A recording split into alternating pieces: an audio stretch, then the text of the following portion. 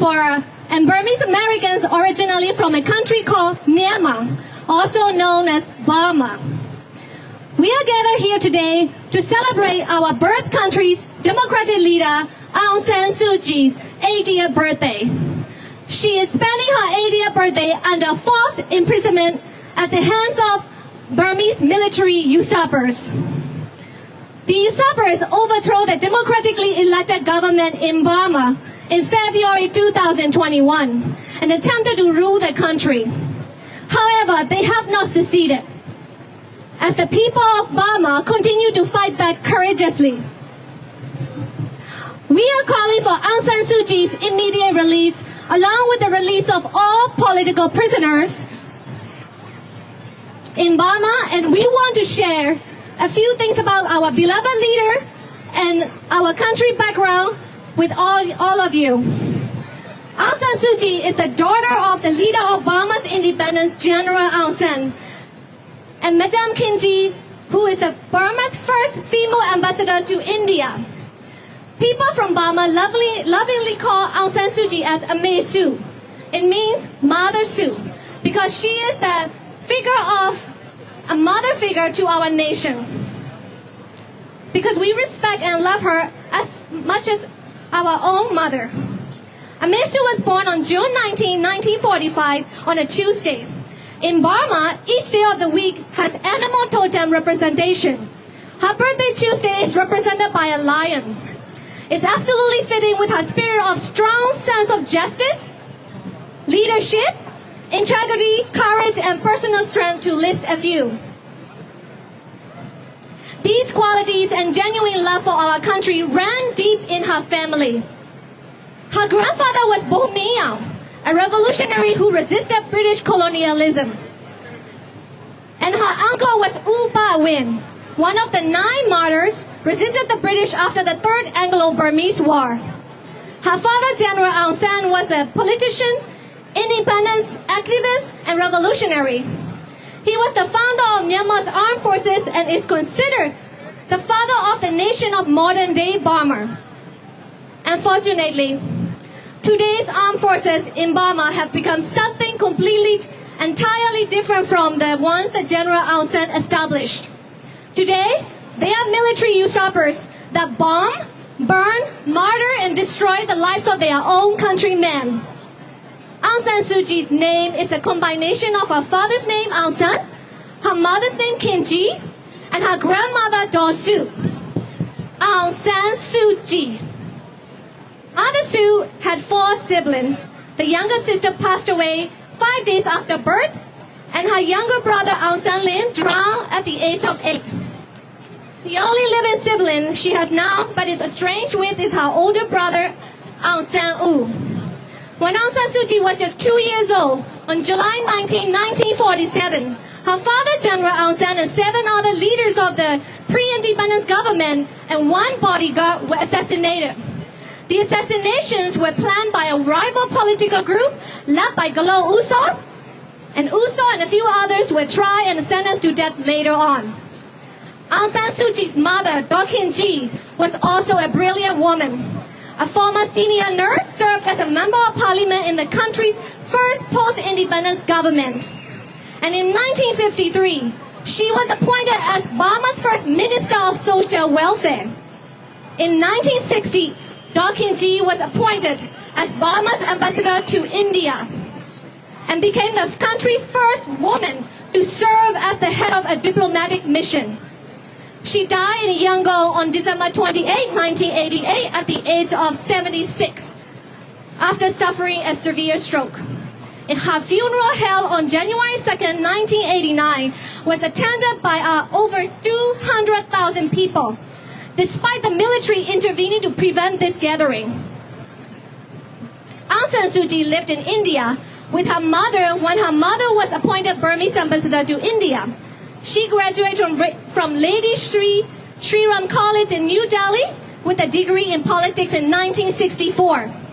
Aung San Suu Kyi continued her education at St. Hugh's College, Oxford, obtaining BA degree in philosophy, politics, and economics in 1967, and obtained an MA degree in politics in 1968. After graduating, she lived in New York City, right here where we are. Excuse me.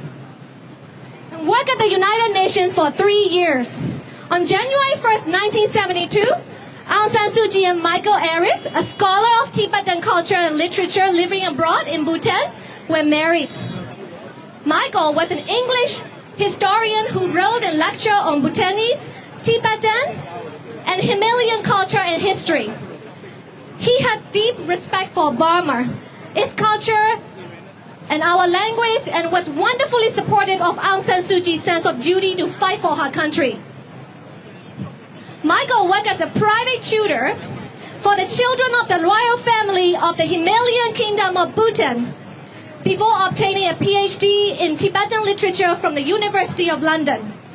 Michael and Aung San Suu Kyi met while they were in university. They married in a Buddhist ceremony. After spending a year in Bhutan, they settled in North Oxford, where they raised their 2 sons, Alexander Aris and Kim Aris. In 1988, Aung San Suu Kyi returned to Burma, at first to care for her ailing mother, but later to lead the country's pro-democracy movement. St. John's College provided Michael with an extended leave of absence as a fellow on full stipend, so that he can lobby for Burma's cause. In 1997, Michael was diagnosed with prostate cancer, which was later found to be terminal.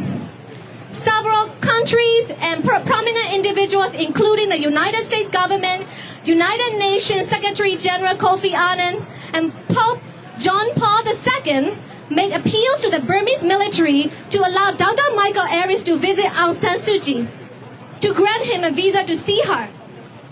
However, the military junta would not grant him a visa, saying that they don't have the proper facility to care for him. But she will be allowed to go back. However, she was unwilling to depart Myanmar, fearing that she would not be allowed to re-enter again. After 1989, when she was first placed under house arrest, and until Michael's death in 1999, they saw each other only 5 times. The last time was for Christmas 1995.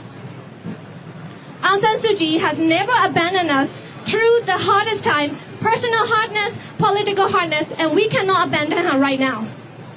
Aung San Suu Kyi rose to prominence in the 8888 uprising of 8 August 1988, and she formed the National League of Democracy, NLD party. In the 1990 elections, NLD won 81% of the seats in parliament. But the results were nullified, and she was placed under house arrest by the military regime. The military junta has repeatedly tried to harm her. The most notorious incident was when she survived an assassination attempt in the 2003 Detention massacre. It occurred on May 30th, 2003, when at least 70 people were massacred, the people who are associated with NLD. The attack was premeditated, well-organized, and military-sponsored. Aung San Suu Kyi has given 37 years of her life fighting for democracy in Burma. The dictators attempted to assassinate her, kept her under false imprisonment, separated her from her family, and deprived her of her basic human rights. She was put under multiple lengthy house arrests, totaling around 15 years between 1989 and 2010, for advocating for freedom, free elections, and federal democracy. She is currently once again under imprisonment, false imprisonment, in an undisclosed location. Since February 2021, it has been 5 long years. We have not seen or been able to contact her for close to 5 years, and we are gravely worried about her well-being. Recently, we found out that she was injured in the devastating 7.7 magnitude earthquake that struck central Burma on March 28, 2025, while under false imprisonment. The death toll from the earthquake has surpassed 3,600 people, 3,600 people, and 5,000 people were injured. And across Burma, death tolls caused by the military usurpers' violent attacks, inhumane attacks, keep on rising, counting around 7,000 people currently. No matter what the military has done to Aung San Suu Kyi, she has never given up on Burma and its citizens. At the same time, she always reminds us that the power of the country does not come from the leaders. And then the power of the country comes from its people. And she relies on us, it's not the other way around. She helped us to develop our courage to be our own leaders and take charge to get our democracy back for good this time. The Norwegian Nobel Committee awarded the Nobel Peace Prize for 1991 to Aung San Suu Kyi for her non-violent struggle for democracy and human rights. She used the Nobel Peace Prize award money, $1.3 million to establish a health and education trust for the Burmese people. And the military say that she's corrupted. How does that make sense? In 2008, dictator General Than Shwe laid out a constitution that gave away 25% of the parliament seats to the military-appointed personnel. Therefore, despite the winning in a democratic election in 2015, Aung San Suu Kyi's government did not really have control over many key areas of the country's affairs. Aung San Suu Kyi's government proposed a new constitution in 2016 that will bring the country under a federal democracy and make sure the military would not take part in ruling the nation. However, the 25% military appointed representative in the parliament repeatedly rejected the proposal for the new 2016 constitution. Even with Aung San Suu Kyi assuming the role as state councillor after the first democratic election in Burma, the military generals continue to carry out vicious attacks on ethnic minorities to divide the country. Dictators always use the same principle, divide and conquer. They pit us against each other. Even though we are the same, we came from the same land, we drink the same water. This is our country. We have to stand against them. A case brought before the International Court of Justice, ICJ, accusing Burma of crime against humanity, gained global attention in the wake of 2017 Rakhine crisis. Many international commentators slander Aung San Suu Kyi and Burma as a whole by accusing us of supporting the military's actions. This was a gross misinterpretation and could not have been farther from the truth. As a procedural matter, the ICJ case was not brought against the military, it was brought against the Burma as a whole. It was wrong of the ICJ to bring the case against the country. Aung San Suu Kyi represented the country in front of the ICJ. And in doing so, she never defended the military and their actions. She only defended her country's sovereignty to prosecute its own domestic crimes. She explicitly addressed the mass killings that have been taking place amid the mass exodus from Rakhine without denying the military's guilt and enumerated some of the perpetrators' arrests and convictions under domestic laws. The killings were certainly not sponsored or supported in any way by Aung San Suu Kyi or by all of us, the country itself. Burma is a sovereign nation. Only the military acting outside of its authority to unduly become judge, jury, and executioner committed crimes against civilians, and it was Aung San Suu Kyi's prerogative to see them held to account through domestic channels after consolidating power in the 2020 election. While she was unable in her first term to take on the military due to lack of seats in the parliament under her party's control, the landslide winning of more than 84% of the country voting for her party really scared Min Aung Hlaing.